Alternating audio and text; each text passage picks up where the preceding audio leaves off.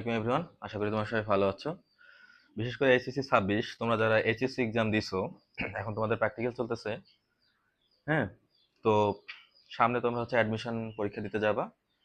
তো এখন এই অ্যাডমিশনের বিভিন্ন যে চ্যাপ্টারগুলো আছে, এই চ্যাপ্টার ওয়াইজ বিভিন্ন টপিক এবং বিভিন্ন বিগত ইয়ারে আসা যে কোশ্চেনগুলো, সেগুলো আমি পার্ট বাই পার্ট সলভ করব। ওকে, তো প্রথমে দেখো ম্যাট্রিক্স ও নির্ণায়ক। তো ম্যাট্রিক্স নির্ণায়কের আমরা অ্যাডমিশনের জন্য কোন কোন টপিকসগুলো মেনলি পড়বো সেগুলো নিয়ে একটু আলোচনা করি। প্রথমে একটা জিনিস চিন্তা করো, ম্যাট্রিক্সের যেটা আমরা পড়ি সেটা হচ্ছে ম্যাট্রিক্সের ক্রম।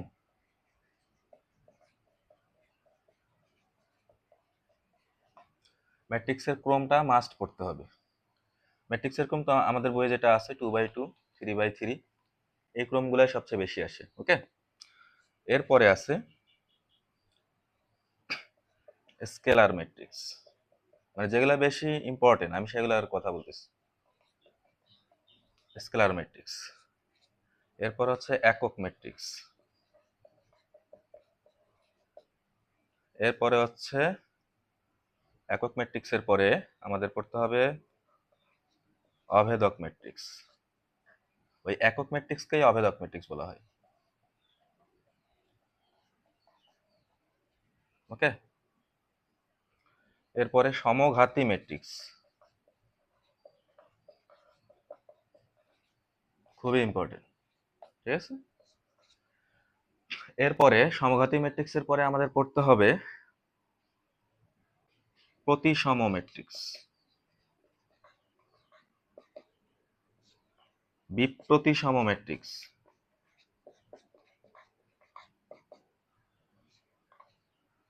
এরপরে ত্রিভুজাকার ম্যাট্রিক্স।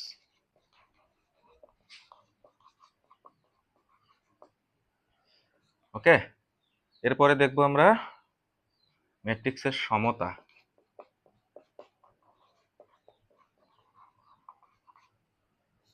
ম্যাট্রিক্সের সমতা, ম্যাট্রিক্সের সমতার পরে আমরা দেখবো ম্যাট্রিক্সের গুণনযোগ্যতা।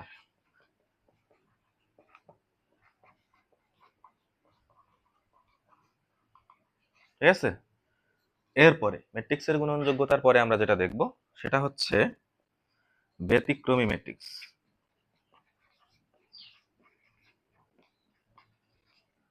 ঠিক আছে, আচ্ছা, ব্যতিক্রমী ম্যাট্রিক্স, এরপরে দেখবো আমরা বিপরীত ম্যাট্রিক্স।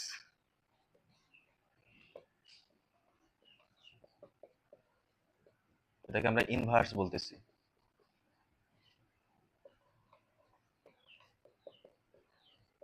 তারপর দেখবো ট্রান্সপোজ ম্যাট্রিক্স।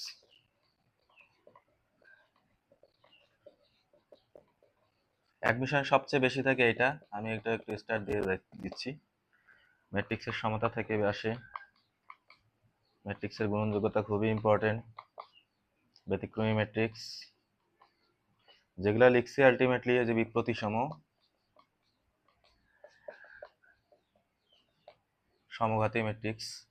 ঠিক আছে, ম্যাট্রিক্সের ক্রম, মানে যেগুলো যেগুলো আমি আর কি এখানে টপিকসগুলো লিখছি, এই সব টপিকস থেকে কোনো না কোনো ভার্সিটিতে ইম্পর্টেন্ট কোশ্চেন হয় এখান থেকে। ঠিক আছে, সো তোমরা এই টপিকসগুলো থেকে ম্যাট্রিক্স করে ফেলবা।